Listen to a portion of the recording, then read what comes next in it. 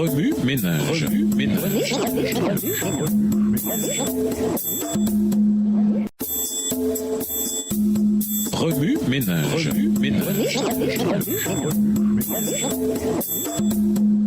Bienvenue dans votre émission. Remue ménage. Nous voilà à la leçon de mercredi.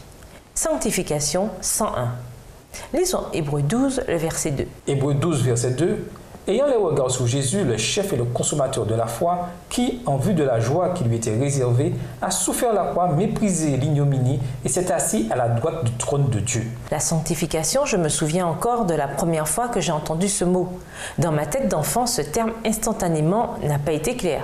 La justification avait un certain sens, simplement parce que je comprenais le mot justifier.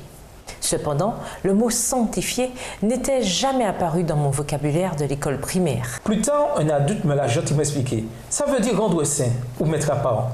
Mais mon esprit d'ado ne le comprenait pas davantage. Qu'est-ce qui était rendu saint? Et comment est-ce que ça le devenait? Et mettre quelque chose à part rimait avec quoi? De nombreuses années plus tard, j'ai réduit ma compréhension de la sanctification à 4 mots très simples. Ressembler davantage à Jésus. Comment faisons-nous cela? Voilà quelques étapes à considérer. Premièrement, regardez à Jésus. La Bible nous dit que nous devons garder les yeux sur Jésus pendant que nous courons la course de vie.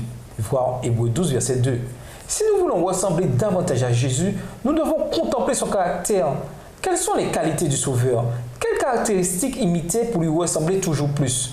Une chose que je trouve utile, c'est de lire spécifiquement les paroles de Jésus dans la Bible et de réfléchir à ce que ses citations et actions révèlent sur lui et sa personne. Ensuite, je réfléchis à la façon dont mes propres paroles et actions peuvent le refléter. Deuxièmement, s'abandonner. Plus nous contemplerons Jésus, plus nous comprendrons la gravité du péché. Il menace de nous séparer éternellement de notre Père céleste. Seul le sacrifice rédempteur du Christ a payé le prix de notre rédemption. Ressembler davantage à Jésus signifie renoncer aux choses, péchés, qui tentent de nous séparer de Dieu. Pas facile à faire. Reconnaissez-le. Dites à Jésus que vous n'y arrivez pas. Il vous pardonnera, voir 1 Jean 1, le verset 9, et vous aidera à revenir sur le droit chemin. Voir Proverbe 3, le verset 6. Troisièmement, ne pas s'inquiéter.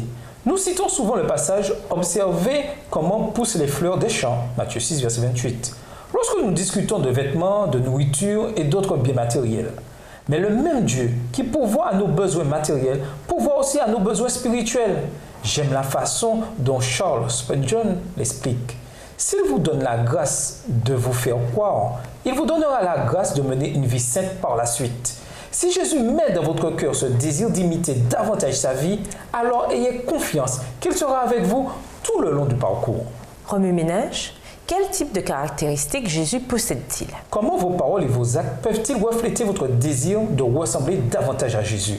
Au revoir. Et à demain si Dieu veut. Remue ménage. Remue ménage.